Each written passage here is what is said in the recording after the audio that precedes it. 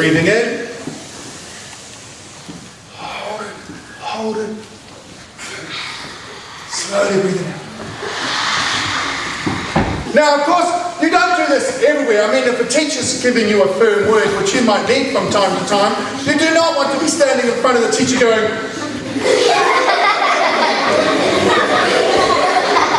because that would be being cheeky and that wouldn't be very polite.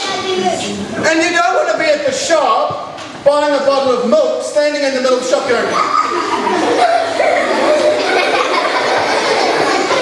Taming the Taniwha. Who can tell me what a Taniwha is? Do you know? Yeah, they tend to live in the sea, yeah, or rivers. Hold on, we'll go here first. It's like a monster in the garden of the sea. Ah, monster, especially in this sense. I'm talking about a monster. Right, okay, hands down. I'm going to read this to you. Now, look, there's my name. My name is on the front of the book. But hang on, there's another name. Henry Campbell. Why is his name on my book? I wrote this book. Why is his name on my book? Yes, sir. Because he was the illustrator? Correct. He did the pictures. And I think he did a wonderful job. You have a good look at them and you think that he did a good job. You let me know at the end. Taming the Taniwha. So, wriggle on your spot. Turn those ears on. If you've got anything in your hand, just put it down for now or keep it still. Oh, good boy. Oh, done, sir. Thank you very much. And here we go. Taming the Taniwha. Tama liked school. He had a nice teacher and good friends. He liked painting best. He liked to paint lots of big, bright pictures for his mum.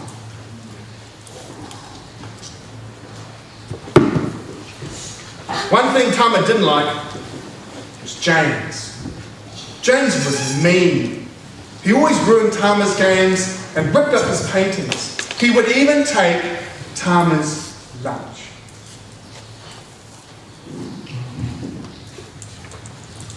One day, Tama went home and told his mum and Auntie Flo all about James. Mum said James is a right little Taniwha. Aye, and he needs taming, said Auntie Flo. Tama thought this was a brilliant idea, but he didn't know how to tame a Taniwha. He asked Auntie Flo what to do. Walk away and tell the teacher, she said.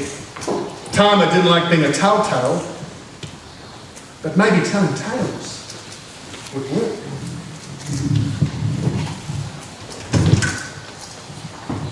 On Monday, James stole Tama's basketball. Tama tried to tell the teacher, but she was too busy.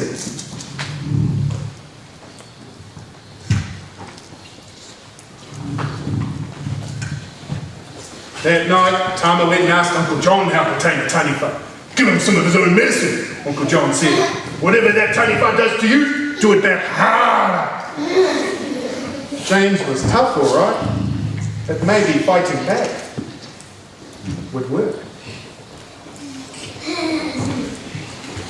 On Tuesday, James threw a water bomb at Tama. So Tama sprayed James with the hose.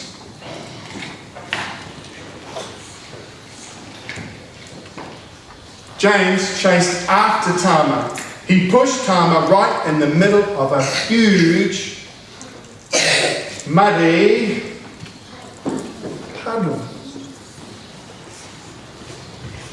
That night, Tama asked his grandfather how to tame a Taniwha. You have to get to know the Taniwha, said Papa. He told Tama to sit with James at lunchtime. Tama thought that was a crazy idea, but maybe it would work. On Wednesday, Tama sat beside James. James didn't have any lunch, but he asked for Tama's apple. Tama liked apples. No, he said. But James snatched the apple and ran off, laughing as he went. That afternoon, Papa asked Tama how it had gone with James. Tama told him all about it. When Tama finished, Papa said, well, that was the first part, Tama. There is a lot more to taming a taniwha than that. He told Tama to take some lunch for James. Tama thought that was a crazy idea. But maybe it would work. On Thursday, Tama brought James some lunch. James stared at Tama, but he took the food and even mumbled a thank you. After lunch, Tama and James shot hoops together with Tama's basket.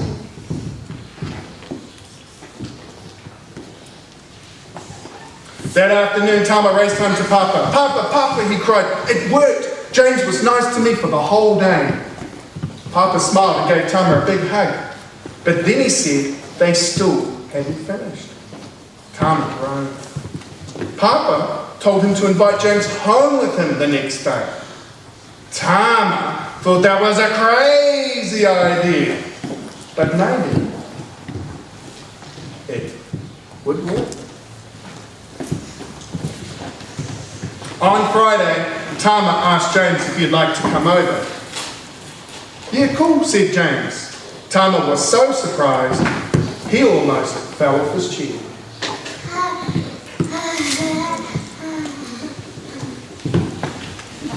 That day, Tama and James played all afternoon at Tama's house. They played in the tree house and they played on the driveway. They played on the bikes and they played on the skateboard.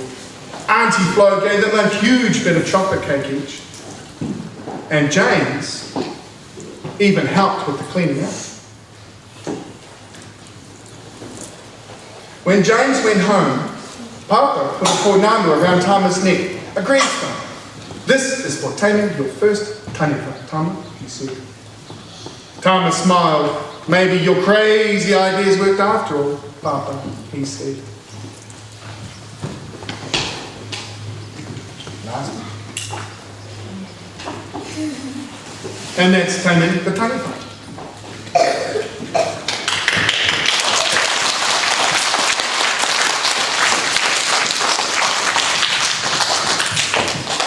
Do you have any taniwha in your school?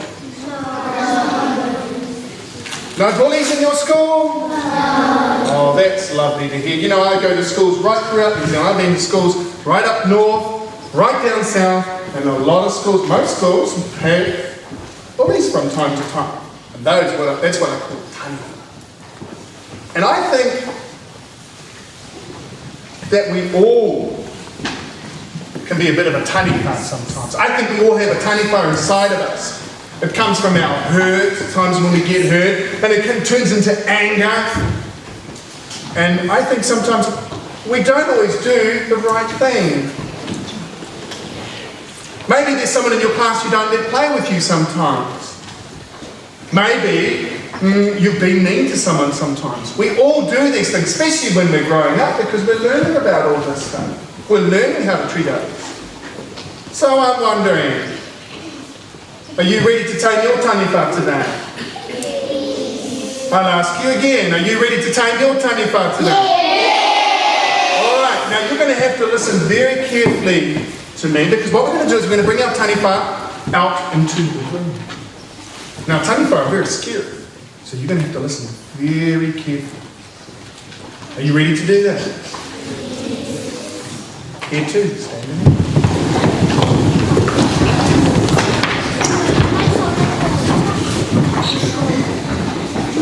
Alright, now if you've got something in your hand, you're going to have to hold on to that quite well, alright?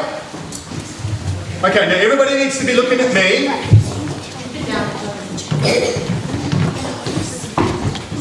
Now this is all about self-control. And what we're going to do is we're going to bring our taniwha out. I'm a big believer in self-control. I do a program called Warrior Kids. And in Warrior Kids, it's all about self-control. It's about how we are as a person and how we choose to be each and every day. So what we're going to do is we're going to bring our taniwha out. Now let's see. What do taniwha do? Oh, I know something that taniwha do. I bet there has been a time when you really wanted to do something. Maybe you really wanted to go somewhere, or you wanted to go to your friend's place and play with them. Something you really wanted to do. And you went up to your mum, or dad, or nana, and you said to them, look, I really want to do this, I really want to do this. And they turned around and said, no. And I bet there has been a time when someone said no to you that you have stopped. Maybe you stopped through the house into your bedroom and slammed the door behind you. So, Taniwha, you got a nice wooden floor. Let's hear you stop.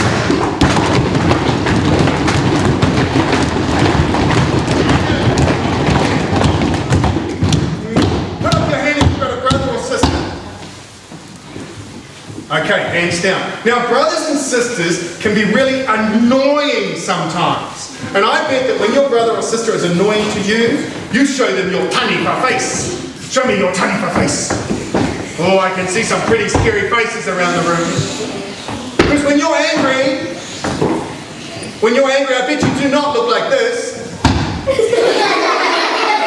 No, I bet it's pretty scary. Alright, now, let's see, what else?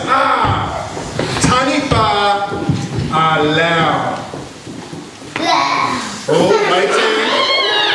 Oh. Where's the self-control?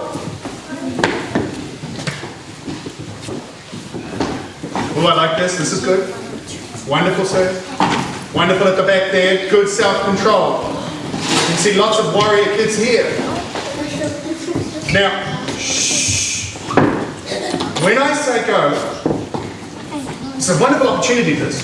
When I say go, I want you to give me your Taniwha rule. Shall I show you my one first? Yes. Okay, now I've got to find my one because I don't go around yelling at people. That wouldn't be very good at all. But I'll show you my Taniwha rule. Okay, let's see. Are you ready? Yes. This could be scary.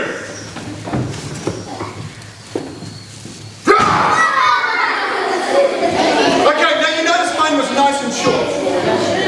Hold on. It's your turn now. No. Oh, wait. No, you're not ready. Waiting. Oh, nobody be moving. Everybody be showing me their best self-control. Oh, that's wonderful. I'm going to count it. Notice mine was nice and short. I want you to keep yours like mine. I didn't scream. That's completely different use of the voice box. I want you to roar. I want you to yell. Notice mine was nice and short. And if we do it properly once, it means we can do it again. Now I want you to wake up the rest of the school because I think they've fallen asleep. They're probably fallen asleep in their chairs, so we're going to wake up the whole school and the neighbourhood. So make the most of it. Look, I'm an adult standing in front of you, asking you to be as loud as you possibly can. That does not happen. Alright? You've got this opportunity. Getting ready. I want a big roar. Blow me off the stage. Ready? Nice and properly. 1, 2, 3. Wonderful. Look at that control. Stopping straight away. Beautiful. Ready? Here we go again. 1, 2, 3. 1, 2, 3.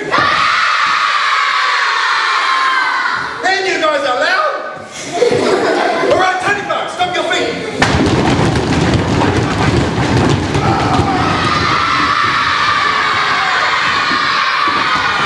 Okay, let's stop in there. All right, now, Taniwha, here we go.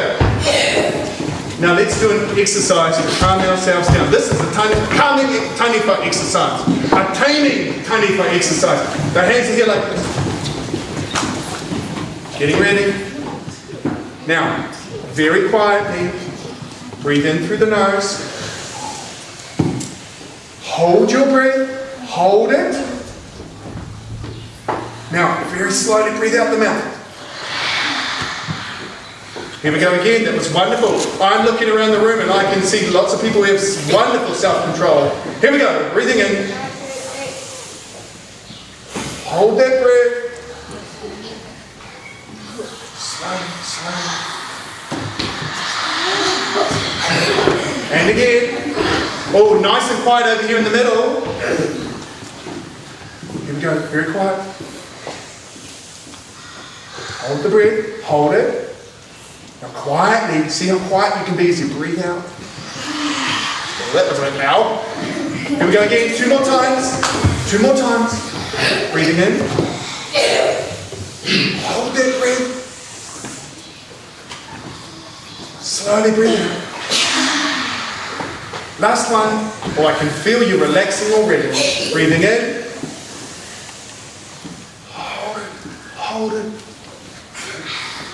Slowly breathing out. And no, sitting down.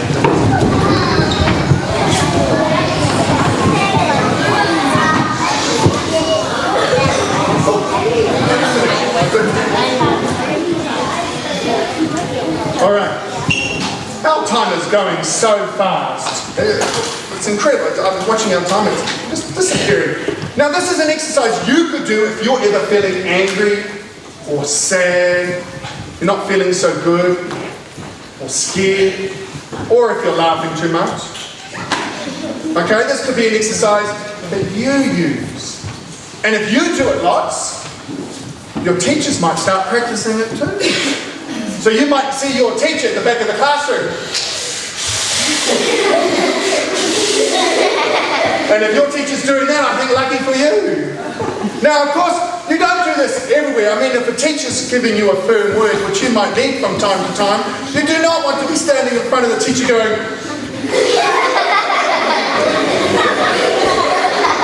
because that would be being cheeky and that wouldn't be very polite. And you don't want to be at the shop buying a bottle of milk, standing in the middle of the shop going,